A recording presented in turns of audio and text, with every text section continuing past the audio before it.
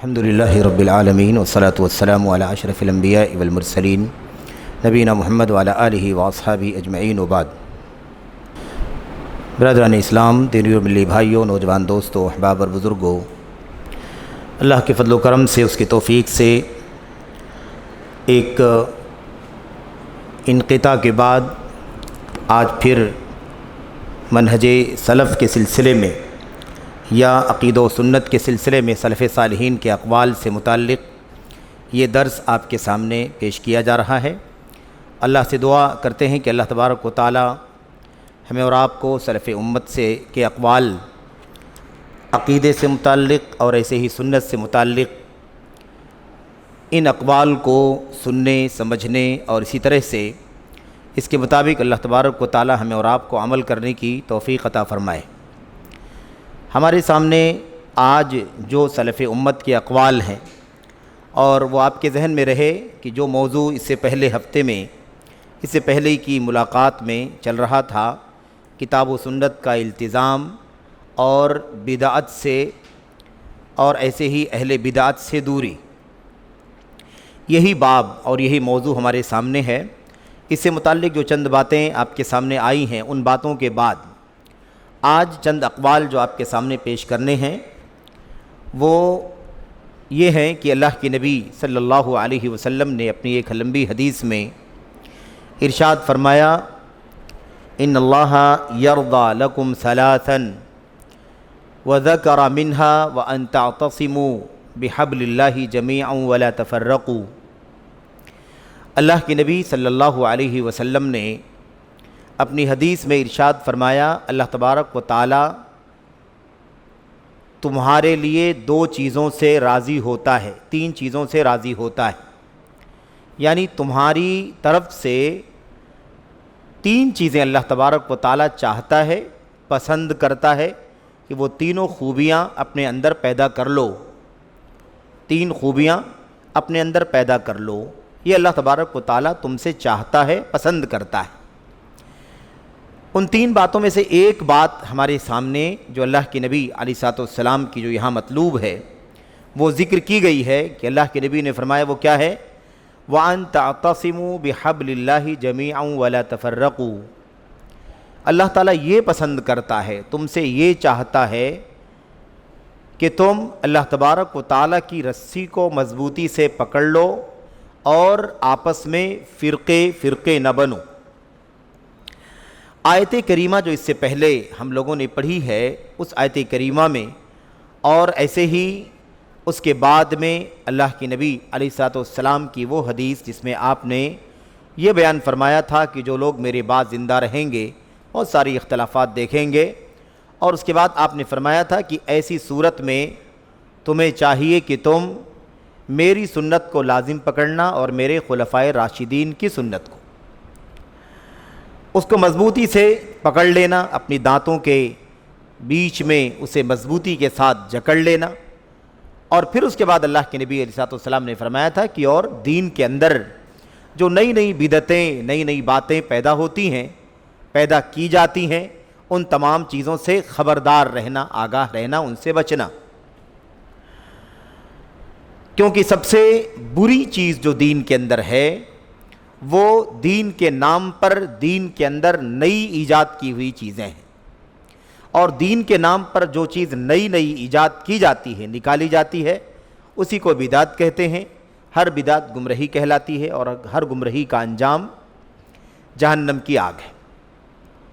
ان آیتوں اور حدیثوں کے بعد یہ حدیث ہمارے سامنے ہے جس میں اسی بات کو اللہ کے نبی صلی اللہ علیہ وسلم بہت تاکید کے انداز میں بیان فرماتے ہیں کہ اللہ تبارک و تعالیٰ تم سے یہ چاہتا ہے کہ تم اس کی رسی کو مضبوطی سے پکڑے رہو اور فرقوں میں نہ بٹو۔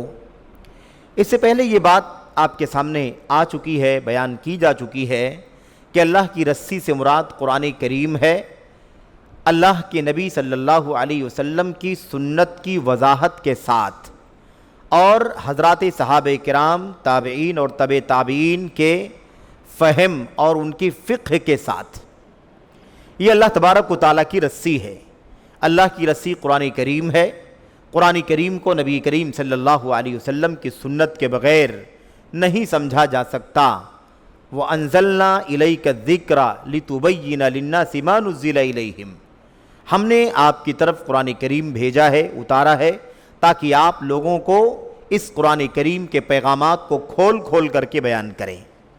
تو اللہ کے نبی علیہ السلام کی سنت کے ساتھ اللہ کی رسی قرآن کریم ہے، اور اب قرآن اور سنت کو اگر صحابہ کرام کا وہ طبقہ جو امت کے اور اللہ کی کتاب اور نبی کی سنت کے بیچ میں سب سے مضبوط، سب سے زیادہ امانت دار اور سب سے زیادہ معتبر اور مستند واسطہ ہے، ذریعہ ہے، اگر اس کی سمجھ کو، اس طبقے کی فہم کو اگر ہم نہ لیں تو پھر ہم اللہ کی کتاب کو اور اللہ کے نبی کی سنت کو جو اللہ کی رسی ہے اسے ہم کیسے سمجھ سکتے ہیں اور اس پر کیسے عمل کر سکتے ہیں؟ اس لیے یہ بالکل حتمی بات ہے، حتمی اور لازمی بات ہے کہ اللہ کی رسی قرآن کریم، اس کی وضاحت نبی کی سنت کے ساتھ، اور ایسے ہی اس کے فہم حضرات صحابہ کرام کے فہم کے ساتھ، یہ اللہ تبارک و تعالیٰ کی رسی ہے۔ جس نے اس بات کو بیان کیا وہ نبی کریم صلی اللہ علیہ وسلم ہے، جس نے اللہ کی رسی کو اللہ کی طرف منسوب کیا وہ نبی کریم صلی اللہ علیہ وسلم ہے، اور جن لوگوں نے اللہ کے نبی صلی اللہ علیہ وسلم کی اس حدیث کو، اس پیغام کو امت کے اگلوں تک پہنچایا وہی صحابہ کرام ہیں۔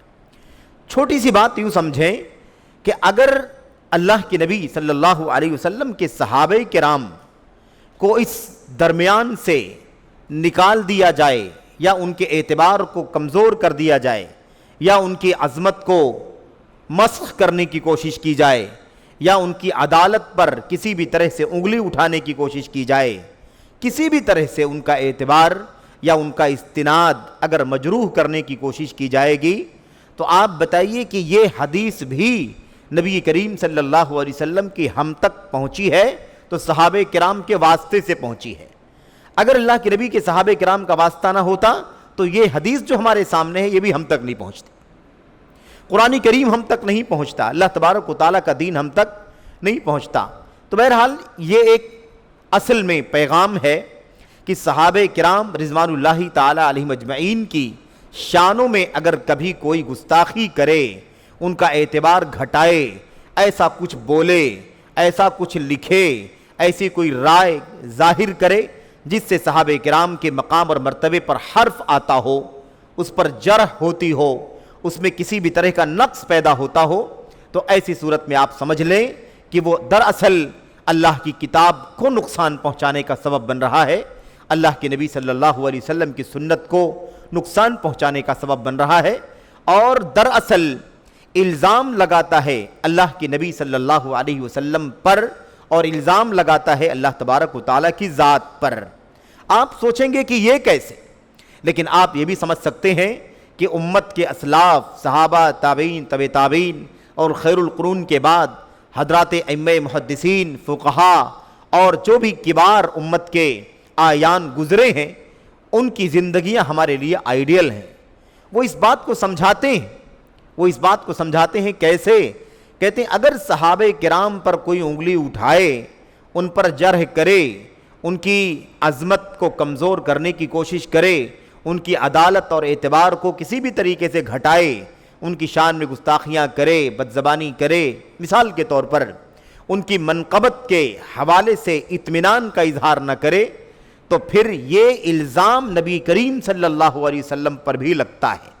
اگر کسی طرح سے صحابہ کرام، نعوذ باللہ، اگر صحابہ کرام برے ہوں یا کوئی صحابی برا ہو، مثال کے طور پر لوگوں کے کہنے کے اعتبار سے، جیسا کہ ایک طبقہ یا بہت سارے طبقے ایسے ہیں جو صحابہ کرام کی شان میں گستاخیاں کرتے ہیں، اگر کسی بھی طرح سے صحابہ کرام ناقابل اعتبار ہیں، صحابہ کرام برے ہیں، تو اس کا مطلب یہ ہے کہ خود نبی کریم صلی اللہ علیہ وسلم بھی برے کہے جا رہے ہیں، آپ پر بھی الزام رکھا جا رہا ہے۔ اسی لیے امت کے ائمہ اور علماء نے کیا کہا؟ علماء نے کہا، ائمہ نے اس بات کو سمجھایا کہ اگر صحابہ کرام برے ہو جائیں لوگوں کے کہنے کی وجہ سے، تو اس کا مطلب یہ ہوتا ہے کہ وہ جن کے ساتھی ہیں وہ بھی برے ہیں۔ اس لیے کہ اچھے کا ساتھی اچھا ہوتا ہے اور برے کا ساتھی برا ہوتا ہے. اچھا برے کا ساتھی نہیں ہو سکتا اور برا کسی اچھے کا ساتھی نہیں ہو سکتا. یہ لازمی بات ہے. اسی لیے ہمارے امت کے اسلاف نے کیا کہا, علماء نے کیا کہا, اصحاب سوء, رجل سوء لہو اصحاب سوء. آدمی برا ہے اسی لیے تو اس کے ساتھی برے ہیں. اگر صحابہ کرام پر کوئی الزام لگاتا ہے, کوئی تہمت لگاتا ہے, کوئی بہتان تراشی کرتا ہے, کسی بھی طریقے سے ان پر الزام لگاتا ہے, تو ایسی صورت میں یہ الزام نبی صلی اللہ علیہ وسلم پر بھی لگتا ہے, کیونکہ ساتھی کس کے ہیں؟ وہ ہمارے اور آپ کے اصحاب نہیں ہیں, ہمارے اور آپ کے صحابہ نہیں ہیں. دوسری, تیسری, چوتھی, پانچویں, چھٹی صدی اور اس کے بعد آج تک کے لوگوں کے ساتھی اور دوست نہیں ہیں وہ, بلکہ وہ نبی محترم صلی اللہ علیہ وسلم کے ساتھی ہیں. اگر وہ برے ہیں تو اس کا مطلب یہ ہے کہ وہ خود آدمی برا تھا, اسی لیے تو اس کے ساتھی برے ہیں. یہ الزام لگتا ہے نبی کریم صلی اللہ علیہ وسلم کے اوپر. اور ہم نے عرض کیا کہ الزام اللہ تبارک و تعالیٰ کی ذات تک پہنچ جاتا ہے. کیوں؟ اس لیے کہ اس کا یہ بھی معنی نکلتا ہے کہ اگر صحابہ کرام نعوذ باللہ غیر معتبر ہیں, یا کوئی صحابی قابل اعتبار, مثال کے طور پر صحابہ میں سے کوئی ایک صحابی, اکا دکا صحابی اگر غیر معتبر قرار دیے جاتے ہیں, تو نبی کے صحابہ کرام پر الزام لگا, اللہ کے نبی صلی اللہ علیہ وسلم کی عظمت پر الزام لگا, اور اللہ تبارک و تعالیٰ پر بھی الزام لگا کہ بھلا اللہ تبارک و تعالیٰ نے اپنے سب سے زیادہ محبوب ترین پیغمبر اور آخری نبی کے ساتھی ایسے لوگوں کیوں بنا دیا جو قابل اعتبار نہیں ہیں. ان کا اعتبار نہیں ہے, وہ قابل اعتبار نہیں ہے, ان کے یہاں فلاں کمیاں ہیں, فلاں خامیاں ہیں, فلاں خامیاں ہیں, فلاں کوتاہیاں. یہ الزام رب ذوالجلال پر بھی لگتا ہے. اللہ کے نبی صلی اللہ علیہ وسلم کے صحابہ کے سلسلے میں حضرت عبداللہ ابن مسعود رضی اللہ تعالیٰ عنہ کی وہ بات ہمیں یاد رکھنی چاہیے, جس میں انہوں نے اس حقیقت کو بیان کیا ہے کہ اللہ کے نبی صلی اللہ علیہ وسلم کا جیسے پوری انسانیت میں اللہ کے سارے بندگان میں جیسے انتخاب کیا ہے اللہ تبارک و تعالیٰ نے, ایسے ہی نبی کے انتخاب کے بعد آپ کے ساتھیوں کا آپ کے لیے انتخاب کیا ہے. تو جیسے نبی صلی اللہ علیہ وسلم مصطفیٰ ہیں, مختار ہیں, ایسے آپ کے صحابہ بھی مصطفیٰ اور مختار ہیں. تو یہاں یہ بات اس لیے آپ کے سامنے کہی گئی کہ اللہ تبارک و تعالیٰ کی رسی حبل اللہ, اللہ کی رسی قرآن کریم, لیکن مجرد قرآن کریم نہیں کہ کوئی کھڑا ہو جائے اور کہے قرآن کریم ہمارے سامنے ہے, عربی زبان ہم نے سیکھا ہے, ہمیں اس کو سمجھنے کے لیے نبی کی سنت کی ضرورت نہیں, ہمیں اس کو سمجھنے کے لیے نبی کے صحابہ کی فہم کی ضرورت نہیں. ایسی صورت میں اللہ تبارک و تعالیٰ کی رسی کا جو حقیقی معنی ہے, جو سچا معنی ہے, اور اس کا جو سچا تقاضا ہے, وہ پورا نہیں ہو سکے گا. اور انجام کیا ہوگا؟ انجام وہی ہوگا جو بہت سارے لوگوں کا اس امت میں ہوا ہے. ایک طبقہ جس نے کہا قرآن کریم کے لیے, قرآن کریم کو اللہ کی رسی کہا اور کہا ہمارے لیے قرآن کریم کافی ہے, ہمیں نبی کی سنت کی ضرورت نہیں ہے. قرآنی بن گئے, منکرین سنت بن گئے, پرویزی بن گئے. غلام احمد پرویز جس نے بر صغیر کے اندر سب سے پہلے میں سمجھتا ہوں انکار حدیث کا فتنہ شروع کیا, اس میں پہلے نمبر پر جو نام ہے وہ غلام احمد پرویز کا ہے. اور اس کی فہرست پہ پھر بہت سارے لوگ آئے, کسی نے اسی اعتبار سے, کسی نے اس سے کم, کسی نے اور اس سے کم, کسی نے اور کم, کسی نے اپنی زبان سے, کسی نے اپنی قلم سے, تحریروں سے, تقریروں سے, اپنے مسائل سے اللہ کے نبی صلی اللہ علیہ وسلم کے صحابہ کرام کی شانوں میں گستاخیاں کی اور ان کے مقام و مرتبے کو گھٹانے کی کوشش کی. حدیث کا استخفاف کیا, سنت کا استخفاف کیا. استخفاف کا مطلب ہوتا ہے اس کی عظمت تسلیم کرنے کے بجائے اسے حقیر اور معمولی قرار دینا, اسے ہلکا قرار دینا, غیر معتبر قرار دینا, یا اسے بہت ہی زیادہ پھسا اور بہت ہی کمزور قرار دینا, اس کی اہمیت, اس کی وقعت اور اس کی حیثیت تسلیم نہ کرنا. اس میں ایک لمبی فہرست ہے.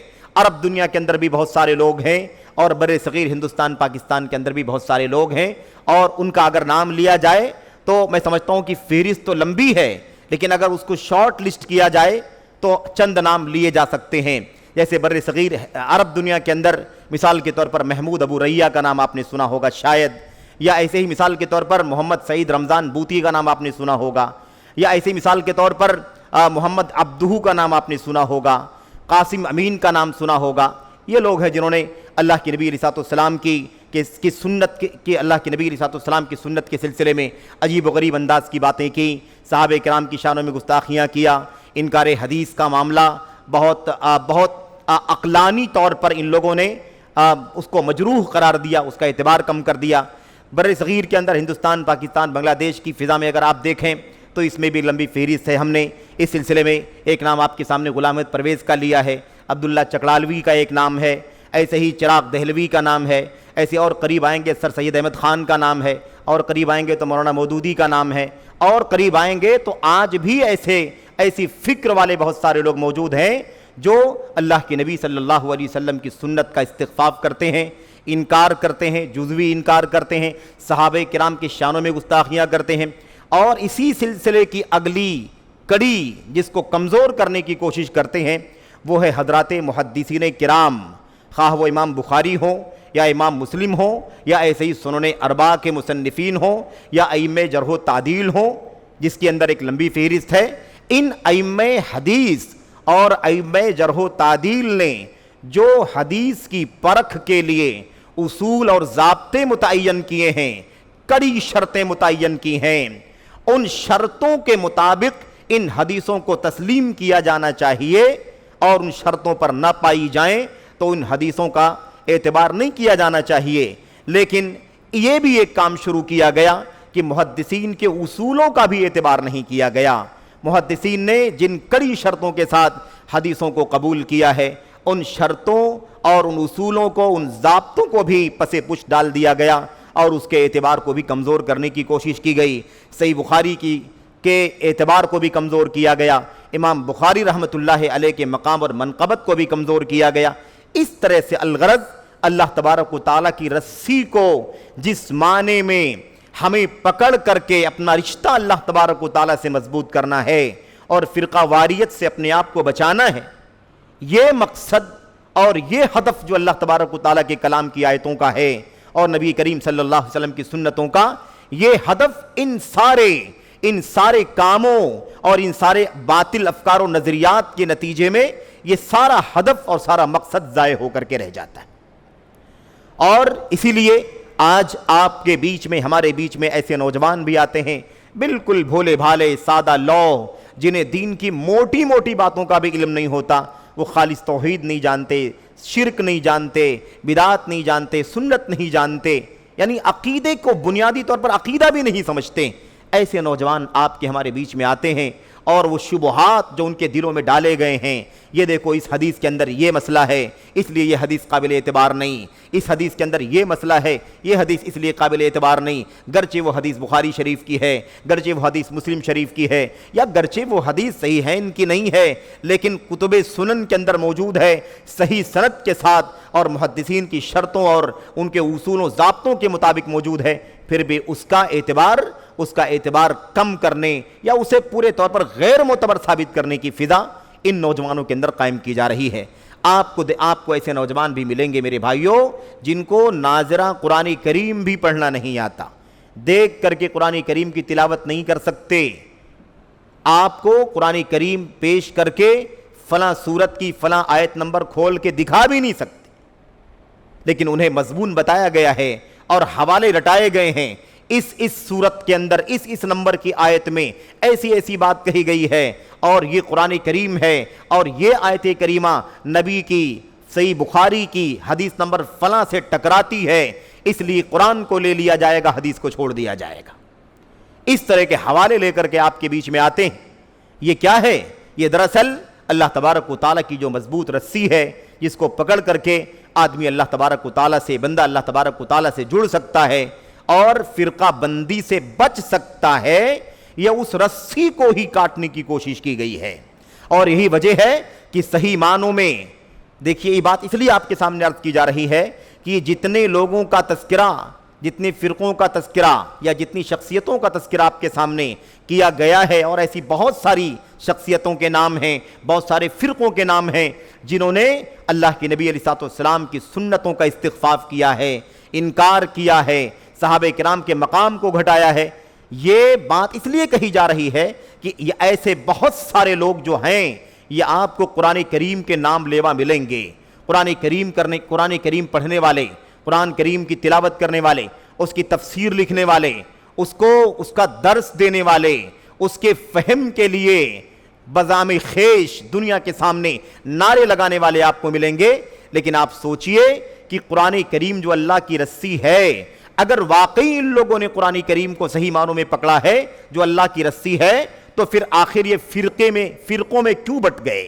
فرقہ بندی کیوں ان کے یہاں آ گئی؟ قرآن ہے ان کے یہاں لیکن پھر بھی فرقہ بنے ہوئے ہیں، نبی کی سنت سے ہٹے ہوئے، نبی کے صحابہ کے منہج سے ہٹے ہوئے، تابعین کے راستے سے ہٹے ہوئے، الگ فکر لے کر کے، الگ نظریہ لے کر کے، الگ جھنڈا لے کر کے یہ لوگ آخر میدان میں کیوں آئے؟ اگر صرف قرآن کریم کو پڑھنے اور اس کی منمانی تفسیر کرنے سے اللہ کی رسی مل جاتی تو فرقہ بندی پیدا نہیں ہوتی۔ اس کا مطلب یہ ہے کہ اللہ کی رسی قرآن کریم ہے لیکن نبی کی سنت کے ساتھ ہے، صحابہ کرام کے فہم کے ساتھ ہے، اسی لیے نبی کی سنت کو چھوڑا، اس کا مقام گھٹایا، صحابہ کرام کے فہم کو چھوڑا، ان کا اعتبار ختم کیا، تو قرآن کریم موجود ہے، اس کی منمانی تفسیر موجود ہے، تو اللہ کے نبی علیہ السلام کی سنت کی راہ پر اور صحابہ کرام کی راہ پر، سلف کی راہ پر باقی نہ رہے بلکہ فرقوں میں تقسیم ہو گئے۔ میرے بھائیوں، کوئی رافضیت کے راستے پر چلا گیا، کوئی صوفیت کی راہ پر چلا گیا، کوئی خارجیت کی راہ پر چلا گیا، کوئی اعتدال کی راہ پر چلا گیا، کوئی میرے بھائیوں سنت جس کا جگہ جگہ قرآن کریم کے اندر تذکرہ ہے وہ انکار سنت کی راہ پر چلا گیا۔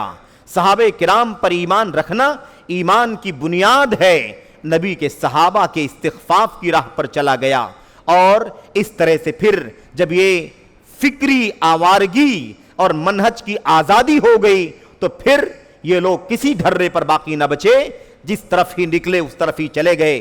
اللہ تبارک و تعالیٰ کا کلام، اللہ تبارک و تعالیٰ کے کلام کی وہ آیت کریمہ جس میں اللہ کے نبی نے فرمایا، اللہ تبارک و تعالیٰ نے فرمایا نُوَلِّهِ مَا تَوَلَّا، نُوَلِّهِ مَا تَوَلَّا، ہم اسی طرف پھیر دیں گے جس طرف وہ پھرے گا، جس طرف وہ مڑے گا ہم اسی طرف اس کو موڑ دیں گے۔ یہ کب ہوگا؟ جب اللہ کے رسول کی سنت سے اعراض، نبی علیہ السلام کے حکم سے اعراض اور مخالفت اور مومنوں کے راستے کو چھوڑ دینے کا طریقہ چلے گا تو پھر نُوَلِّهِ مَا تَوَلَّا، جس طرف وہ جائیں گے ہم انہیں اسی طرف موڑ دیں گے، وَنُصْلِهِ جَهَنَّمَ، اور ہم انہیں جہنم رسید کر دیں گے۔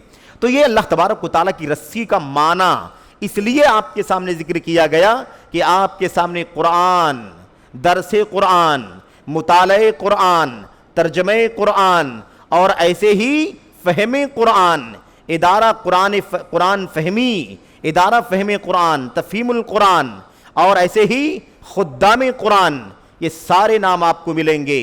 لیکن یاد رکھیں ہر جگہ قرآن تو ہے لیکن قرآن اللہ کی رسی جس معنی میں ان کے ہاتھ میں ہونی چاہیے شاید وہ رسی ان کے ہاتھ میں اس معنی میں نہیں ہے۔ یہی وجہ ہے کہ سب کے راستے الگ ہو گئے، سب کی گلیاں الگ ہو گئیں، سب الگ الگ پگڈنڈیوں پر چلنے لگے، اور وہ راستہ جو اللہ تبارک و تعالیٰ کی رسی کو پکڑ کر جنت تک جانے کا راستہ ہے، اللہ تبارک و تعالیٰ کی رضا کا راستہ ہے، وہ راستہ ان کے ہاتھ سے چھوٹ گیا، ان کے قدموں سے ہٹ گیا اور وہ انحراف کی راہ پر چلے گئے۔ ضلالت کی راہ پر چل پڑے۔ سنت کی راہ سے ہٹنے کا، صحابہ کی راہ سے ہٹنے کا یہی انجام ہوتا ہے۔ تو یہاں غلط فہمی نہیں ہونی چاہیے۔ اتنی تفصیل کرنے کا یا اتنی ساری باتیں کہنے کا جو مقصد تھا وہ یہی تھا کہ آپ یا کوئی یہ نہ سمجھے اللہ کی رسی سے مراد قرآن کریم تو بس یہ مجرد قرآن کریم، اب اسے لے لو ڈکشنری کی مدد سے اور ایسے ہی عربک زبان کی مدد سے اس کے الفاظ کے معنی سمجھ لو اور اس کے بعد اپنی لاجک کا استعمال کر کے اس کا معنی سمجھ لو، اس کی تفسیر سمجھ لو، اور جو سمجھ میں آ جائے یقین کے ساتھ اسے مان لو، اور جو آپ کی عقل میں سمجھ میں نہ آئے اسے آپ انکار کر دو۔ یہ معنی اللہ کی رسی کا نہیں ہے، معاف کیجئے گا۔ یا اسی نبی کے صحابہ نے جن کے سامنے پہل قرآن کریم آیا اور ان کے سامنے پڑھا گیا، نبی نے اس کا معنی سمجھایا، اس پر عمل کر کے پریکٹیکل دکھایا، صحابہ کرام چلے اور 110 ہجری تک صحابہ کرام موجود رہے۔ اس کے بعد تابعین رضی اللہ رحمت اللہ علیہ مجمعین کا زمانہ آیا، وہ بھی رہے، ان کے بعد تبع تابعین کا زمانہ آیا، وہ بھی رہے۔ ان تمام ادوار میں قرآن کریم کو کیسے سمجھا گیا، کیسے اس کے مطابق عمل کیا گیا، اور کس چیز کو قرآن کریم جو اللہ کی رسی ہے اس کے پیغام کو کیسے امت کے اگلوں تک پہنچایا گیا، یہ سب سے بنیادی نقطہ ہے جسے جاننے کی ضرورت ہے۔ تو صرف مجرد قرآن کریم نہیں، بلکہ سنت کے ساتھ، نبی کے فہم کے ساتھ، صحابہ کرام کے فہم کے ساتھ، تابعین کے فہم کے ساتھ، یہ پورا سلسلہ ہمارے سامنے ہمیشہ ہونا چاہیے۔ ایک آدمی اٹھتا ہے اور اللہ تبارک و تعالیٰ کا کلام، یہ نور ہے اللہ تبارک و تعالیٰ کا، اس سے جوڑنے کی ضرورت ہے، اس سے جڑنے کی ضرورت ہے، اس کے علوم کو دنیا کے سامنے پھیلانے کی ضرورت ہے، اس کے عجائب ہیں، ان عجائب کو بہت گہرائی سے جاننے کی ضرورت ہے، اس کے عجائب کبھی ختم نہیں ہو سکتے، یہ قول فصل ہے، فیصلہ کر دینے والی کتاب ہے۔ یہ سارے فضائل بیان کرنے کے بعد اس کو سمجھنے کے لیے نہ نبی علیہ الصلوۃ والسلام کی سنت کی تلاش ہو، نہ اس کو سمجھنے کے لیے حضرات صحابہ کرام کی سمجھ اور ان کے فہم کی تلاش ہو، من مانی اپنی مرضی سے، اپنی ہوس سے اور اپنی لاجک سے اللہ کے کلام کی آیتوں کا معنی نکال لیا جائے اور اس کی تطبیق دے دی جائے، اسے کسی خاص زمانے پر، کسی خاص پس منظر پر فٹ کر دیا جائے۔ کوئی آیت اٹھائی جائے اور اسے کہا جائے اس کے اندر ہندوستان کی طرف اشارہ ہے، کوئی آیت اٹھائی جائے اور اس کی تفسیر میں کہا جائے اس سے مراد پڑوسی ملک پاکستان کی طرف اشارہ ہے، اس طرح کی تفسیریں جو کی جا رہی ہیں، معاف کیجئے گا، اس کو اللہ کی رسی نہیں کہا جاتا۔ یہ اللہ کی رسی نہیں ہے، یہ اللہ تبارک و تعالیٰ کی رسی کا نام لے کر اس کے ساتھ تلاؤب اور کھلواڑ ہے۔ ورنہ اگر اللہ تبارک و تعالیٰ کی رسی اگر ہاتھ میں آ جاتی تو اگلی بشارت بھی انشاءاللہ تبارک و تعالیٰ امت کے سامنے آ جاتی۔ وَاعْتَصِمُوا بِحَبْلِ اللَّهِ جَمِيعًا وَلَا تَفَرَّقُوا، فرقوں میں نہ بٹو، رسی اگر ہاتھ میں ہوتی تو تفرقہ نہیں ہوتا، صحیح معنوں میں رسی نہیں ہے، اس لیے تفرقہ ہے، اس لیے فرقہ واریت ہے، اس لیے دھڑبندیاں ہیں، یہ ٹولے اور گروہ ہیں جو دنیا کے اندر اور خاص طور پر بر صغیر ہندوستان، پاکستان، بنگلہ دیش کے اندر یہ ٹولیاں پائی جا رہی ہیں۔ تو صحیح معنوں میں اللہ کی رسی کو اگر ہم پکڑیں گے تو انشاءاللہ تبارک و تعالیٰ فرقوں میں نہیں بٹیں گے، اور اگر فرقوں میں بٹے ہیں تو پھر رسی ہاتھ میں نہیں ہے، رسی ہاتھ سے چھوٹ چکی ہے، تسلی کی جا سکتی ہے، لیکن حقیقت میں وہ رسی اللہ تبارک و تعالیٰ کی شاید ہمارے ہاتھ میں نہیں ہوگی۔ اللہ کے نبی علیہ السلام کی حدیث کا معنی بھی یہی ہے کہ اللہ تعالیٰ تم سے یہ چاہتا ہے، تم سے یہ پسند کرتا ہے، تم سے یہ چاہت کرتا ہے، وَأَن تَعْتَصِمُوا بِحَبْلِ اللَّهِ جَمِيعًا وَلَا تَفَرَّقُوا، یہ چاہتا ہے کہ تم اللہ کی رسی کو مضبوطی سے پکڑ لو، بالکل مضبوطی سے پکڑ لو اور ٹکڑوں میں نہ بٹو، فرقوں میں نہ بٹو۔ میں سمجھتا ہوں کہ یہ اللہ تبارک و تعالیٰ کی رسی کو صحیح معنوں میں پکڑنے کا معنی اور ایسے ہی فرقہ بندی سے بچنے کی حقیقت ہے جو آپ کے سامنے پیش کی گئی ہے۔ ورنہ یہ بہت آسان سی بات ہے کہ ہر آدمی قرآن کریم کا نام لے کر کے کھڑا ہوتا ہے اور پوری دنیا کے اندر اپنی زبان کی تفسیر سے اور اپنی قلم کی تفسیر سے مشہور ہو جاتا ہے، لیکن جب اس کا جائزہ لیا جاتا ہے تو اللہ کے کلام کی آیتوں کی تفسیر میں ہمیں کہیں گن چن کر کے چند حدیثیں ملتی ہیں، اس کے فہم کو جب ہم دیکھنا چاہتے ہیں تو کہیں غلطی سے اکا دکا یا چند حوالے ملتے ہیں حضرات صحابہ کرام کے، ورنہ ہر طرف لاجک ہے، دانشوری ہے، عقل ہے، بس اس کے سوا اور کچھ بھی نہیں ہے۔ تو یہ افسوسناک بات ہے میرے بھائیو، یاد رکھیں، آپ نے باب کو یاد رکھنا ہے۔ اس کا باب کیا آپ کے سامنے تھا، وہ باب برابر ذہن میں آپ کے سامنے رہنا چاہیے۔ کتاب و سنت کا التزام، یہ اسی کے مسائل چل رہے ہیں، اسی کے ضمن میں جو اقوال آئے ہیں وہی سب آپ کے سامنے چل رہے ہیں۔ کتاب و سنت کا التزام یعنی اس کو لازم پکڑنا، آثار سلف کی پیروی، سلف صالحین کے آثار یعنی ان کے نقش قدم پر چلنا، اور بدعت ایجاد کرنے سے بچنا، یہ ہمارا مضمون ہے۔ اس حوالے سے سارے اقوال چل رہے ہیں اور یہ ہمارے سامنے نبی کریم صلی اللہ علیہ وسلم کی حدیث تھی جو صحیح مسلم اور دیگر کتابوں کے اندر موجود ہے، جو آپ کے سامنے پیش کی گئی۔ آگے پانچواں جو قول ہمارے سامنے ہے اس باب کے تحت یا اس فصل کے تحت، وہ کیا ہے؟ وہ حضرت عبداللہ ابن عباس رضی اللہ تعالیٰ عنہ کا قول ہے۔ آئیے ذرا اس پر غور کریں، کتنا عظیم الشان قول ہے یہ، کتنا پیارا ہے، اور اگر ہم نے اسی کو پکڑ لیا ہوتا، اسی کا التزام کر لیا ہوتا، آثار سلف کی پیروی، یہ سلف صالحین کے چراغ ہیں۔ حضرت عبداللہ ابن عباس رضی اللہ تعالیٰ عنہما ترجمان القرآن، جنہیں اللہ تبارک و تعالیٰ نے اپنے نبی کی دعا کے نتیجے میں قرآن کریم کا سب سے بڑا مفسر بنا دیا، اور میرے بھائیوں اور امت کا ترجمان بنا دیا، قرآن کریم کا ترجمان بنا دیا، اور امت کا چوٹی کا عالم اور امام بنا دیا۔ ابن عباس رضی اللہ تعالیٰ عنہ کہتے ہیں علیکم بالاستقامہ والاثر، علیکم بالاستقامت والاثر وإیاکم والبدع۔ یہ وہ الفاظ ہیں صحابہ کرام کی زبانوں سے نکلے ہوئے جنہیں میرے بھائیوں آب زر سے لکھنے کی ضرورت ہے۔ یہ وہ الفاظ ہیں، اگر ہم ایک دو قول کو اپنے سامنے رکھ کر کے اسلام کی ستھری زندگی گزارنا شروع کر دیں تو میں سمجھتا ہوں کہ ضلالت اور ہلاکت کی ساری راہیں ایک طرف ہو جائیں گی، اور ہمیں دنیا کی کوئی طاقت نہ تو ہلاکت میں ڈال سکے گی، نہ کوئی طاقت ہمیں ضلالت میں مبتلا کر سکے گی۔ لیکن ضروری ہے کہ ہم اس بات کو سمجھیں۔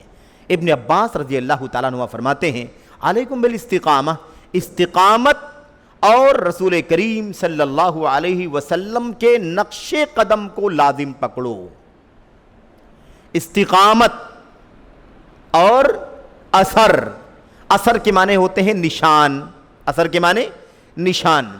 جب اثر مطلق طور پر کہا جائے تو اس سے مراد نشان رسول صلی اللہ علیہ وسلم، اور جب نشان رسول کے بعد اثر کا نام لیا جائے تو نشان صحابہ، اور ان کے بعد نشان تابعین، اور ان کے بعد نشان تبع تابعین۔ یہ بات آپ یاد رکھیں ہمیشہ کہ اصل اثر کیا ہے؟ اثر رسول، یعنی سنت رسول، حدیث رسول، قول رسول، فعل رسول، عمل رسول، اور فیصلے رسول، فتوے رسول، یہ سب کیا ہے؟ اثر۔ اور جب نبی کا تذکرہ آ جائے، آپ کی سنت کا تذکرہ آ جائے، پھر کہا جائے آثار پر، تو اس سے مراد ہوگا آثار صحابہ۔ پھر اس کے بعد تذکرہ آئے صحابہ کے بعد تو آثار تابعین۔ اس لیے یہ نقطہ آپ کے ذہن میں رہے۔ یہاں پر علیکم بالاستقامہ والاثر، ساتھیوں آپ نے یہ بات نصیحت کس کو کی ہوگی؟ آپ نے یہ نصیحت اپنے ساتھیوں کو کی ہوگی جو صحابہ بھی رہے ہوں گے، اور آپ اپنے شاگردوں کو نصیحت کی ہوگی جو تابعین رہے ہوں گے۔ آپ نے یہ نصیحت آنے والی نسلوں کو، آپ کو، ہم کو، سب کو یہ نصیحت کی ہے، کیونکہ صحابہ کرام کا راستہ، صحابہ کرام کا منہج بعد میں آنے والی ساری نسلوں کے لیے آئیڈیل ہے۔ کیا فرمایا علیکم بالاستقامہ، استقامت کو لازم پکڑو۔ کیا معنی ہے استقامت کا؟ استقامت کا معنی کیا ہے؟ شاید یہاں پر تذکرہ ہوا ہے یا نہیں ہوا ہے، بالکل اشارے کے طور پر دو باتیں چار باتیں آپ کے سامنے ذکر کرنی ہے، اور اس کے بعد الاثر والاثر، اور نبی کی سنت کو لازم پکڑو۔ وَإِيَّاكُمْ وَالْبِدَعْ، اور خبردار بدعتوں سے بچ کر کے رہو۔ آج بھی کوئی ہوتا نا، آج کا کوئی آدمی تو کہتا بھئی کیا ضرورت ہے آپ کو بدعتوں کا تذکرہ کرنے کی، بدعات کو کھودنے کی، بدعات کو بیان کرنے کی، اور یہ بدعت ہے، یہ بدعت ہے، یہ بدعتی ہیں، یہ بدعتیوں کا عقیدہ ہے، یہ بدعت کے مسائل ہیں، یہ سب بیان کرنے کی کیا ضرورت؟ سنت بتائیے کافی ہے، بتائیے یہ سنت ہے، یہ سنت ہے، یہ سنت ہے، یہ سنت ہے، کافی ہے۔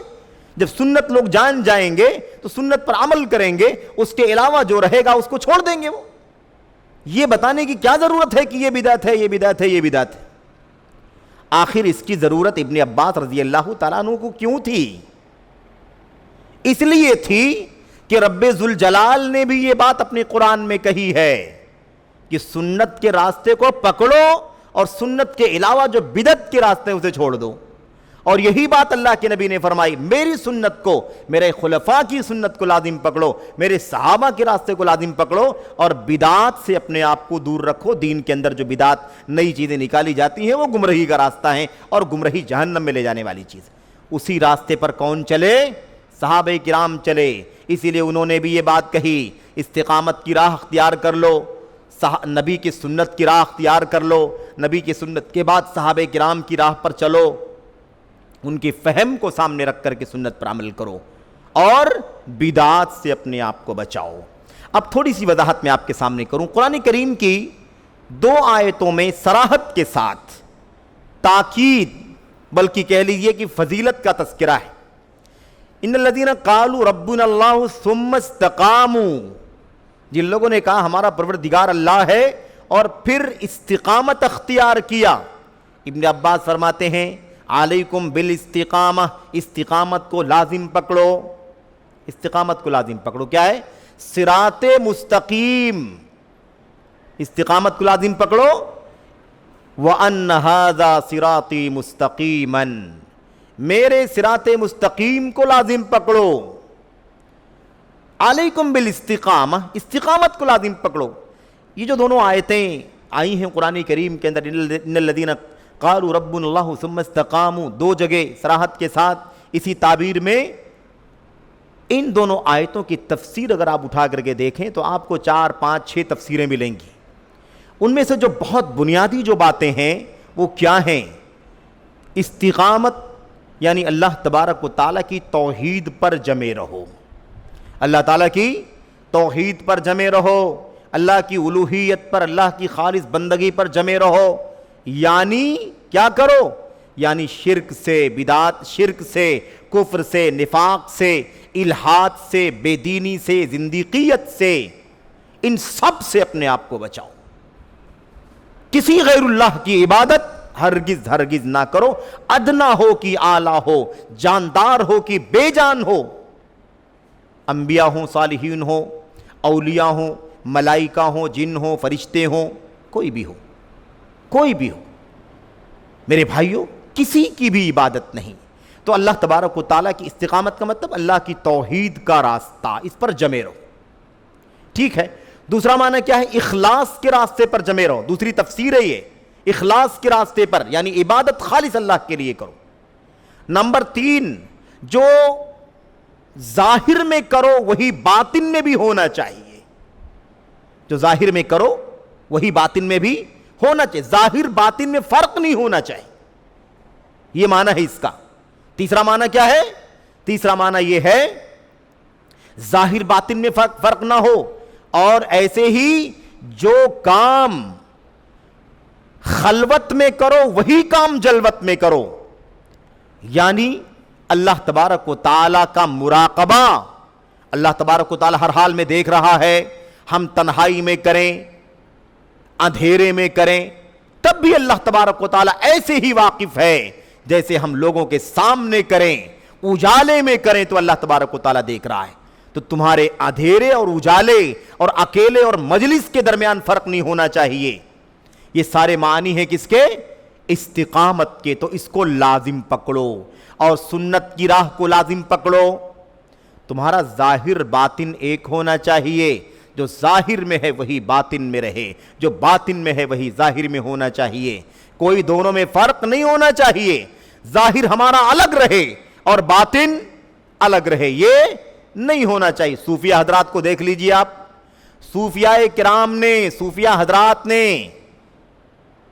یہ بڑا عجیب و غریب مسئلہ پیدا کر دیا۔ کہا یہ جو شریعت ہے نا، شریعت نماز، روزہ، حج، زکوٰۃ، صدقات، خیرات ہے نا، مسائل، یہ جو ظاہری چیزیں شریعت کی ہیں یہ تو کچھ بھی نہیں ہے، یہ تو اس کا ظاہری حصہ ہے، اس کو کرنے والے اللہ تک نہیں پہنچ سکتے۔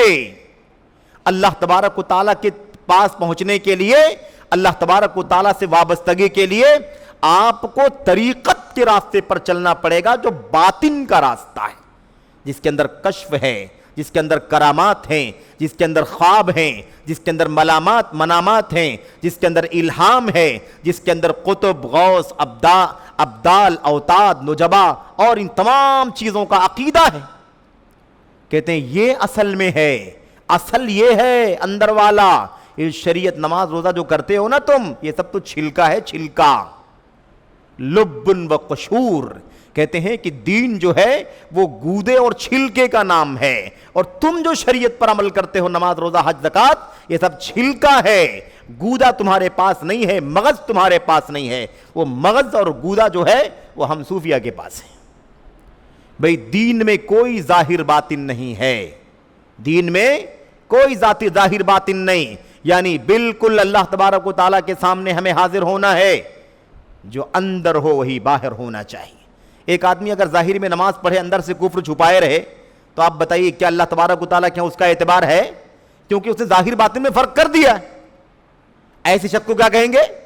ایسے شخص کو منافق کہیں گے، ہے کہ نہیں؟ ایک آدمی ایمان کا دعویٰ کرتا ہو لیکن نیکیاں اللہ تبارک و تعالیٰ کو نہیں لیکن دوسروں کو دکھانے کے لیے کرتا ہو، ایسا آدمی مخلص نہیں ہے، ریاکار ہے، دکھاوا کرنے والا ہے۔ اللہ تبارک و تعالیٰ کو نہ اس کے عمل کی ضرورت ہے، نہ اللہ تبارک و تعالیٰ کو اس کے عمل کی ضرورت ہے۔ جو سامنے ہو رہا ہے وہی اندر بھی ہونا چاہیے، جو اندر ہے وہی باہر بھی ہونا چاہیے۔ تو یہ نقطہ یاد رہے، علیکم بالاستقامہ کے اندر یہ ساری باتیں شامل ہیں۔ استقامت کو لازم پکڑو، توحید کو، اخلاص کو، للہیت کو، ظاہر و باطن کا کوئی فرق نہیں، اندھیرے اجالے کا کوئی فرق نہیں۔ یہ معنی ہے کس کا؟ استقامت کا۔ علیکم بالاستقامہ، تم استقامت کو لازم پکڑو، یعنی وہی راستہ جو توحید کا راستہ ہے، شرک کے خلاف، نفاق کے خلاف، ایسے الحاد کے خلاف، بے دینی کے خلاف، زندقیت کے خلاف، کفر کے خلاف، سب کے خلاف، وہ توحید کا سچا راستہ، اخلاص کا سچا راستہ، ایک اللہ کی بندگی کا راستہ، یہ ہے معنی کس کا؟ استقامت کا معنی ہے۔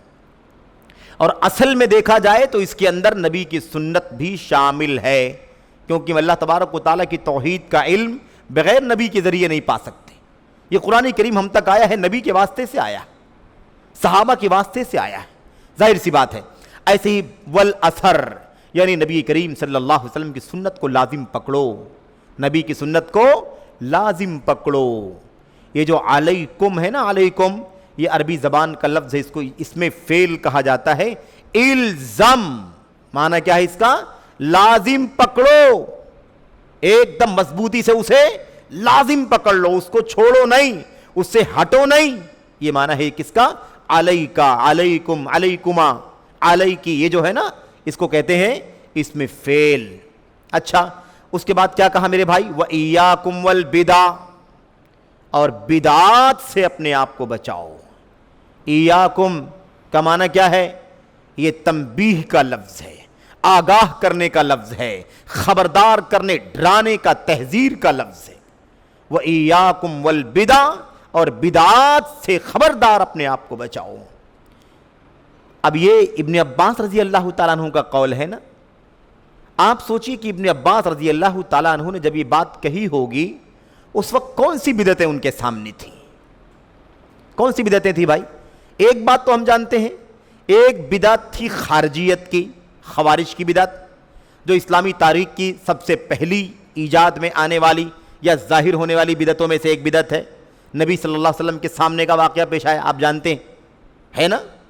حنین کی جنگ سے واپس آنے کے بعد مال غنیمت تقسیم کرنے کے موقع پر، اسی موقع پر اللہ کے نبی نے فرمایا تھا نا، آپ نے فرمایا تھا، جب اس نے کہا انصاف سے کام لیجئے اے محمد صلی اللہ علیہ وسلم، آپ انصاف سے کام نہیں لے رہے ہیں، تو اللہ کے نبی نے فرمایا تھا وَمَن يَعْدِلْ إِذَا لَمْ أَكُنْ عَادِلْ، وہی حق تیرا برا ہو، اگر میں انصاف نہیں کر رہا ہوں تو بھلا کون انصاف کرے گا؟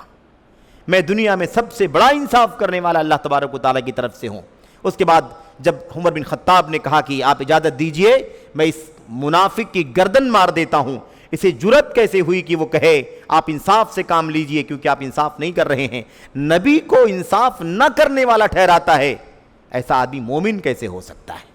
لیکن اللہ کے نبی صلی اللہ علیہ وسلم نے کیا فرمایا؟ نہیں، رہنے دو، رہنے دو، اس کی نسل سے آگے اس کی نسل سے بہت سارے لوگ پیدا ہوں گے، اور حقیقت میں ان کا جو معاملہ ہوگا تمہارے سامنے وہ بہت نیک، متقی، پرہیزگار، فرائض، نوافل، مستحبات، سنن، تسبیحات، اذکار، مصلی، سب ان کے یہاں کوٹ کوٹ کے بھرے ہوں گے، ان کے چہروں پر میرے بھائیوں سجدوں کے نشانات بھی ہوں گے، یہ حالت ہوگی ان کی، لیکن وہ دین سے ایسے نکل گئے ہوں گے جیسے شکار سے تیز رفتار تیر نکل جاتا ہے۔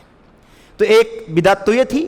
دوسری جو بدعت آئی ہوگی ان کے سامنے ابن عباس رضی اللہ تعالیٰ عنہ کے, وہ رافضیت والی بدعت ہے. کون سی بدعت؟ رافضیت والی بدعت, یعنی آل بیت رسول کا نام لینا اور انہی کو سارا مقام دینا اور ان سے اونچے مقام والے حضرات صحابہ کرام کے خلاف بدزبانیاں کرنا, ابو بکر, عمر اور حضرت اماں عائشہ اور حضرت اماں حفصہ رضی اللہ عنہم اجمعین, ان سب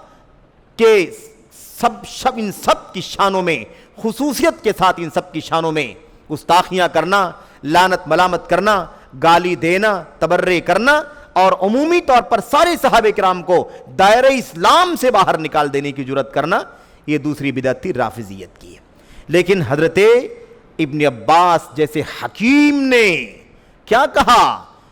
استقامت پر قائم رہنا اور اللہ کے نبی کی سنت کو لازم پکڑنا اور بدعات سے اپنے آپ کو بچانا. کیا تفصیل کروں تمہارے سامنے؟ خارجیت سے بچ کر کے رہنا, رافضیت سے بچ کر کے رہنا, آگے اور کچھ آئے, دوسرا آئے, تیسرا, چوتھا, پانچواں, چھٹا, 10واں, 20واں, کتنا آئے, ان سب کو گنانے کی کیا بات ہے؟ بدعات سے اپنے آپ کو بچائے رکھنا. خبردار, آج عقل پرستی کی بدعت آ گئی ہے, لاجک کی. ہاں, دین کو اپنی عقل کی بنیاد پر. بڑے بڑے مفسرین کے نام جنہوں نے لکھا ہے یا جنہوں نے اپنی زبانوں سے قرآن کی تفسیر کر کے بہت زیادہ شہرت اور پاپولیرٹی حاصل کی ہے, کوئی بھی تفسیر کرنے والا ہو سکتا ہے. چاہے مثال کے طور پر وہ بالکل ماضی قریب کی مثالیں میں آپ کو دینا چاہتا ہوں, چاہے وہ بر صغیر میں سر سید احمد خان کی تفسیر ہو, جس کے اندر انہوں نے اللہ کے کلام کی آیتوں کے ساتھ کھلم کھلا نہ جانے کتنا تلاؤ اور کھلواڑ کیا ہے, نہ جانے کتنی معجزات کا کھلم کھلا انکار کیا ہے, اللہ کے گھر خانہ کعبہ کا تمسخر اڑایا ہے, اللہ تبارک و تعالیٰ کی فرائض کا ٹھٹھا اڑایا ہے, نہ جانے کتنی آیتوں کا. اور چاہے وہ میرے بھائیوں امین احسن اصلاحی کی تفسیر ہو تدبر قرآن کے نام سے, اس کے اندر بھی قرآن کریم کی تفسیر منمانی طور پر نہ جانے کتنی کی گئی ہے, تفسیر جلدوں میں پھیلی ہوئی ہے. لیکن اگر قرآن کریم کی تفسیر کو حدیث کی روشنی میں ہونا چاہیے, صحابہ کرام کے فہم کی روشنی میں ہونا چاہیے, اگر اس کسوٹی پر اس تفسیر کو پرکھ کر کے دیکھا جائے تو آپ کو گنتی کی چند حدیثیں ملیں گی. پورے 3, 4, 5 جلدوں کی تفسیر کے اندر صرف اور صرف آپ کو گنتی کی چند 10, 20, 25, 50 حدیثوں سے زیادہ آپ کو نہیں ملے گی. ساری چیزیں پھر کیا ہیں؟ وہی عقل پرستی, وہی ہوس, وہی نفسانی خواہشات اور اپنی فکر کے مطابق تفسیریں کرنا. اور چاہے میرے بھائیوں ان کے اسی فکر کے حامل تفہیم القرآن کا مسئلہ ہو, تفہیم القرآن کو بھی آپ اٹھا کر کے دیکھیں. میں نہیں کہتا کہ اس کی زبان کتنی اچھی ہے, اس کا لٹریچر والا معیار کتنا اچھا ہے, مجھے اس سے کوئی سروکار نہیں. میرے بھائیوں ہم گفتگو کر رہے ہیں منہج کی, ہم گفتگو کر رہے ہیں عقیدے کی, ہم گفتگو کر رہے ہیں اللہ کے نبی, صحابہ, تابعین, تبع تابعین کے اس صاف ستھرے منہج اور فکر کی جس پر چلنا جنت کی ضمانت ہے, اور ہر امتی پر چلنا, ہر امتی پر اس پر چلنا واجب ہے. اس کی بات ہم کر رہے ہیں. تو زبان کتنی اچھی ہے, اردو کتنی اچھی ہے, اس سے کوئی بحث نہیں ہے. یہاں پر بہت سارے لوگ ہیں جو خلط ملط کرنا شروع کر دیتے ہیں.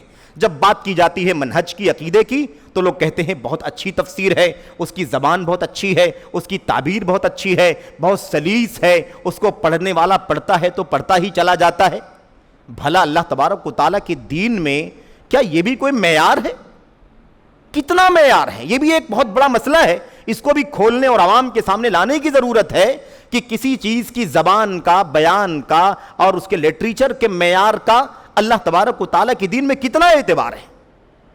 اس کا کوئی اعتبار ہے بھی یا نہیں ہے, اور ہے تو کتنا اعتبار ہے اس کا, اور کیا کسی منہج کی فساد کے مقابل میں اسے بطور فضیلت بیان کیا جا سکتا ہے؟ اس بارے میں ہمارے اسلاف کا کیا موقف تھا, کیا منہج تھا, یہ خود اپنے آپ ایک موضوع ہے میرے بھائیوں. آج عام طور پر فرقوں کے نام لیے جائیں, بہت سارے باطل افکار و نظریات کے حاملین کے نام لیے جائیں تو لوگ یہ ہیلا پیش کر دیتے ہیں, اس کی زبان بہت اچھی, اس کا لٹریچر بہت اچھا, اس کی تقریر بہت اچھی, اس کا انداز بہت اچھا. یہ کیا طریقہ ہے میرے بھائیوں؟ اس کا کیا معیار ہے؟ اللہ کے نبی صلی اللہ علیہ وسلم نے فرمایا تھا، ساتھیو جس دور میں تم زندگی گزار رہے ہو یہی اچھے الفاظ، یہ علم کا دور ہے، یہ علم کا زمانہ ہے، علماء کا دور ہے۔ اس دور کے اندر جس میں تم زندگی گزار رہے ہو، اس میں بہت اچھی زبان، بہت اچھا تخاطب، بہت اچھی گفتگو، بہت اچھی زبان، بہت اچھا انداز بیان، یہ نہیں ہے اس دور کے اندر۔ ایسے بہت کم لوگ ہیں، علم والے بہت زیادہ ہیں۔ ایک دور آئے گا مستقبل میں جب علم والے کم ہو جائیں گے، لفاظیاں کرنے والے، چرب زبانیاں کرنے والے اور اپنی زبان کے جادو سے لوگوں کے ذہنوں سے، لوگوں کے دلوں سے اور ان کے افکار و نظریات سے کھیلنے والے پیدا ہو جائیں گے۔ اس کا کتنا اعتبار ہے میرے بھائیوں؟ تو میں عرض یہ کر رہا تھا کہ چاہے وہ مثال کے طور پر مولانا مودودی صاحب کی تفہیم القرآن ہو، اس کے اندر اللہ تبارک و تعالیٰ کے اسماء و صفات کے ساتھ کھلا کھلواڑ کیا گیا ہے، چاہے اللہ تعالیٰ کے عرش پر مستوی ہونے کا مسئلہ ہو، چاہے اللہ تبارک و تعالیٰ کی صفت ہاتھ کا مسئلہ ہو، اللہ تعالیٰ کی ذاتی صفت آنکھ کا مسئلہ ہو، اللہ تعالیٰ کی ذاتی صفت پڈلی کا مسئلہ ہو، یا ایسے ہی اس کے علاوہ اللہ تبارک و تعالیٰ کی صفت رحیمیت اور صفت رحمانیت کا مسئلہ ہو، ان سب کے ساتھ کھلواڑ کیا گیا اور اپنی منمانی بلا کسی دلیل کے، بلا کسی آیت کی تفسیر آیت کے ذریعے اور بلا کسی حدیث کی تفسیر، قرآن کی تفسیر حدیث کے ذریعے، بلا کسی میرے بھائیوں قرآن کی تفسیر صحابہ کرام کی تفسیر کے ذریعے منمانی طور پر یہ ساری تفسیریں کی گئی ہیں۔ معجزات کا انکار، اللہ کے نبی صلی اللہ علیہ وسلم کی حدیثوں کا انکار، یہ ساری چیزیں میرے بھائیوں حوالوں کے ساتھ کوئی بھی قرآن کریم کی کوئی بھی مولانا مودودی کے ترجمے کو اور تفہیم القرآن کو اٹھا کر کے دیکھ سکتا ہے۔ یہ کوئی ایسی بات نہیں ہے کہ جو بہت زیادہ پوشیدہ ہو، چھپی ہوئی ہو اور آپ کے سامنے اسے بڑی مشکلوں سے لانا پڑے۔ ہر آدمی اس کو کھول کر کے دیکھ سکتا ہے، اور شرط یہ ہے کہ اس کو پڑھنے سمجھنے کے لیے معیار اور کسوٹی نبی کریم صلی اللہ علیہ وسلم کی سنت ہو، نبی کریم صلی اللہ علیہ وسلم کے صحابہ کرام کی فہم ہو، ان کے فقہ ہو، تب جا کر کے یہ مسئلہ سمجھ میں آ سکتا ہے۔ اور ایسے ہی جیسا کہ ہم نے عرض کیا، تفسیر تدبر قرآن جس کو کہا گیا، امین حسن اصلاحی صاحب کی جو تفسیر ہے اس کا بھی تذکرہ آپ کے سامنے آیا۔ اور چاہے اسی فہرست میں آج کل کے دور کے ایک ڈاکٹر اسرار صاحب جو پڑوسی ملک پاکستان کے ہیں، انہوں نے زیادہ تر تو اپنی تقریروں میں قرآن کریم کی تفسیر کی ہے، دروس میں تفسیر کی ہے، اور کچھ متفرق کتابوں کی شکل میں بعض تفسیریں، بعض صورتوں کی تفسیر کی ہے۔ مستقل تفسیر کوئی ہو ان کی جو چھپی ہوئی ہو، لکھی ہوئی ہو، مجھے اس کا علم تو نہیں ہے، لیکن وہ میڈیا کے دوش پر اپنی زبان سے بہت ساری ویڈیوز میں اور ایسے ہی میرے بھائیوں تقریروں میں، دروس میں انہوں نے قرآن کریم کی تفسیر کی ہے۔ چاہے یہ تفسیر ہو، ان تمام تفسیروں کا عالم یہی ہے۔ یہ دیکھیں، وَإِيَّاكُمْ وَالْبِدَعَ، اور اپنے آپ کو بدعات سے بچاؤ۔ ہم نے عرض کیا تھا یہ ساری مثال کس کے حوالے سے ہے؟ یہ ساری مثالیں عقل پرستی کے حوالے سے ہیں۔ عقلانیت والی بدعت جو ہے، مجرد عقل سے ہم دین کو نہیں، عقل کی مدد سے دین کو سمجھنا ہے، اور جو روشنی ہوگی، جو راستہ ہوگا، وہ سنت کا راستہ ہوگا، وہ نبی کے صحابہ کرام کے فہم کا راستہ ہوگا، اسلاف کی سیرت کا راستہ ہوگا۔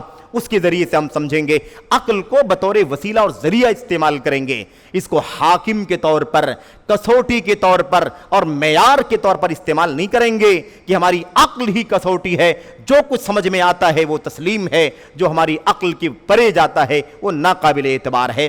ایسا کرنے کی کوئی گنجائش نہیں ہے میرے بھائیوں۔ اور اس معنی کی اور بہت ساری بدعتیں، چاہے جیسا کہ ہم نے عرض کیا صوفیت کی بدعت، تصوف کی جو ایک بہت بڑی کھائی ہے، جس کے اندر بے سر پیر کے واقعات اور قصے ہیں، جس کے اندر بے سر پیر کے الہامات ہیں، جس کے اندر بے سر پیر کے خواب ہیں، جس کے اندر بے سر پیر کے کشف و کرامات ہیں، ایک بہت بڑی کھائی ہے۔ یہ بھی ایک بدعت ہے، اس سے بھی اپنے آپ کو بچانا ہے۔ ایسے ہی رافضیت کی بدعت ہے، ایسے ہی خروج کی اور بغاوت کی بدعت ہے، ایسے ہی انکار سنت کی بدعت ہے، ایسے ہی تنقیص صحابہ کی بدعت ہے، اور ایسی نہ جانی کتنی بدعات ہیں۔ یہ بدعتیں میرے بھائیوں ابن عباس فرماتے ہیں وَإِيَّاكُمْ وَالْبِدَعَ، اور اپنے آپ کو بدعات سے بچاؤ۔ یہ ابن عباس کا جامع انداز ہے، جامع بدعات عام کر دیا گیا. ساری بدعات سے اپنے آپ کو بچاؤ, اور نہیں بچاؤ گے تو پھر انداز یاد رکھو, استقامت سے بھی ہٹ جاؤ گے اور ایسے ہی نبی کے اثر اور سنت سے بھی ہٹ جاؤ گے. اچھا میرے بھائیو, یہ تو ہو گئی بات. اس کے بعد اگلا جو ایک قول ہے اسے بھی ہم پڑھ لیں, ابھی وقت تھوڑا سا باقی ہے. حضرت حذیفہ ابن الیمان رضی اللہ تعالیٰ عنہ, حذیفہ کو آپ جانتے ہیں نا رضی اللہ تعالیٰ عنہ. حذیفہ صاحب سر رسول اللہ صلی اللہ علیہ وسلم, رازدار رسول صلی اللہ علیہ وسلم. حضرت حذیفہ ابن الیمان رضی اللہ تعالیٰ عنہ بیان فرماتے ہیں, اور اس اثر کو, اس قول کو ذرا اچھی طرح سے پڑھو, اس پر غور کر کے دیکھو ساتھیوں, بزرگوں, عزیزوں, کہ حضرت حذیفہ کیا سمجھا رہے ہیں, اور یہ بھی غور کرو کہ مخاطب کس کو کر رہے ہیں. آج جب یہ باتیں منہج کے حوالے سے, فکر کی اصلاح کے حوالے سے, عقیدے کے فساد کی اصلاح کے حوالے سے کی جاتی ہیں, ہمارے بڑے علماء کرتے ہیں, اور یہ باتیں زبان سے, قلم سے کہی جاتی ہیں, تو ایسی صورت میں ایک بہت بڑا طبقہ اپنوں کا, پرایوں کا شور مچانا شروع کر دیتا ہے, شخصیتوں کے مقام کا حوالہ دینا شروع کر دیتا ہے. یہ اتنے بڑے بڑے لوگ ہیں, اتنے بڑے مقام کے مالک ہیں, اتنی بڑی شخصیتیں ہیں, اتنا ان کا نام ہے, اتنی بڑی خدمات ہیں, اتنی ساری قربانیاں ہیں, آپ ان کے خلاف زبان درازی کر رہے ہیں, آپ ان کے خلاف اعتراض کی باتیں کر رہے ہیں, آپ ان کی تقریر پر اعتراض, ان کی تفسیر پر اعتراض, ان کی فکر پر اعتراض کر رہے ہیں. یہ آپ کو زیب نہیں دیتا؟ اتنے بڑے بڑے لوگوں کے نام لے لے کر کے آپ رد کرتے ہیں, اتنے بڑے بڑے فرقوں کے ذمہ داران اور فاؤنڈرز کے خلاف آپ زبانیں کھولتے ہیں. یہ ہوا, شخصیتوں کا ہوا لایا جاتا ہے. اس بارے میں اسلاف کا طریقہ کیا ہے؟ اس بارے میں منہج بڑا ہے یا کوئی شخصیت بڑی؟ منہج کو شخصیتوں سے پہچانا جائے گا یا شخصیتوں کو منہج سے پہچانا جائے گا؟ کیا ہے ضابطہ امت کے اسلاف کا؟ ہم قدم قدم پر نبی کی سنت اور اسلاف کے راستے کے محتاج ہیں, یاد رکھیں. ہم اس سے آزاد نہیں ہو سکتے. وہ ایک عہد تھا, وہ عہد آئیڈیل بنا دیا گیا آنے والی نسلوں کے لیے, قیامت تک کے لوگوں کے لیے. اچھا, کہتے ہیں حذیفہ بن یمان, غور سے سننا, اس بات کو پڑھنا, کہتے ہیں اتقوا اللہ یا معشر القراء, اے علماء کرام کی جماعت, اللہ سے ڈرو. میرے بھائیو, دو میں سے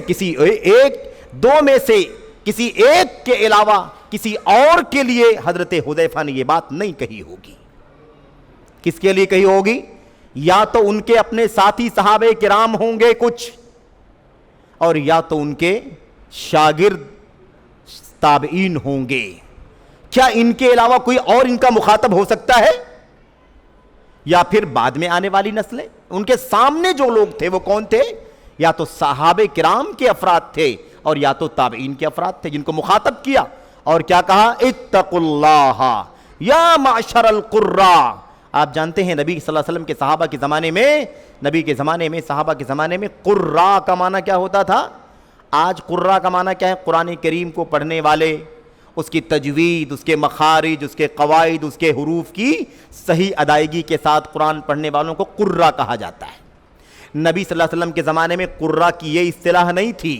قراء کا مطلب قرآن پڑھنے والا, اس کی تلاوت کرنے والا, اس کے حقوق کے ساتھ, اس کے مخارج کی ادائیگی کے ساتھ اس کو پڑھنے والا, اور اس کے بعد اسے یاد کر لینے والا, اور اس کے بعد اس کی تفسیر قرآن کے ذریعے سے, اس کی تفسیر حدیث کے ذریعے سے سمجھنے والا, اور اس کے بعد اسے آگے تک پہنچانے والا, جن کو ہم علماء کہتے ہیں. وہ کس نام سے جانے جاتے تھے؟ قراء. اسی لیے جب 70 صحابہ کرام جو بڑے بڑے علماء تھے, علماء صحابہ, جب دشمنوں نے سازش کے تحت ان کو شہید کر ڈالا تو اس کے بارے میں کیا آیا ہے؟ 70 من قراء الصحابہ, 70 قراء یعنی 70 علماء صحابہ کو شہید کر دیا گیا. اور یاد کریں نبی کی پوری زندگی, میرے بھائیوں عزیزوں, نبی علیہ الصلوۃ والسلام کی پوری زندگی آزمائشوں میں گزری ہے, یہ تو ہم سب جانتے ہیں. لیکن جتنا دکھ نبی کریم صلی اللہ علیہ وسلم کو ان چیدہ صحابہ کرام کی شہادت کے واقعے سے ہوا تھا، اتنا آپ کو اپنی سیرت کی پوری تاریخ میں کسی اور واقعے سے دکھ نہیں ہوا۔ 1 مہینے تک بد دعا فرمائی آپ نے۔ سمجھ رہے ہیں آپ کہ نہیں سمجھ رہے ہیں؟ تو یہ علماء ہیں۔ قرہ کون ہے؟ یہ علماء ہیں۔ بات پوری نہیں ہوگی، آغاز صرف 2-3 منٹ کے اندر، اس کے بعد مکمل کریں گے اگلے درس میں۔ یہ نقطہ صرف سمجھ لیں، اس کے اندر حضرت حذیفہ مخاطب کرتے ہیں علماء کرام کو۔ وہ علماء یا تو صحابہ کرام میں سے ہوں گے یا وہ علماء کرام تابعین میں سے ہوں گے۔ ان کو کہتے ہیں اے علماء کی جماعت۔ یہ مخاطب کیا نا، مخاطب کیا؟ اے علماء کی جماعت۔ آگے کا کہا خذوا طریق من کان قبلکم، اپنے سے پہلے والوں کے منہج پر چلو، اپنے سے پہلے والوں کے منہج پر، اپنے سے پہلے والوں کے راستے پر چلو۔ اور ہم یہ بات سے پہلے بھی جانتے ہیں کہ ابن عباس، ابن مسعود نے، عمر بن خطاب نے، ابو ہریرہ نے رضی اللہ عنہم اجمعین نے کیا کہا تھا؟ جسے کسی کو آئیڈیل بنانا ہو وہ ان کو آئیڈیل بنائے جو دنیا سے جا چکے ہیں۔ اب حذیفہ کہتے ہیں علماء کرام کو مخاطب کر کے، یاد رکھو تم سے پہلے والے جو لوگ گزر چکے ہیں ان کے راستے کو پکڑو، ان کے راستوں کو پکڑ کر کے چلو۔ اور کیا کہا؟ اللہ کی قسم فواللہ لئن سبقتم، اگر تم لوگ اس سے آگے بڑھو گے، لقد سبقتم سبقا بعیدا، تو بہت دور نکل جاؤ گے۔ عجیب بات ہے، حضرت حذیفہ مخاطب کرتے ہیں علماء صحابہ اور تابعین کو مخاطب کر کے کہتے ہیں یہ قابل اعتراض نہیں تھا۔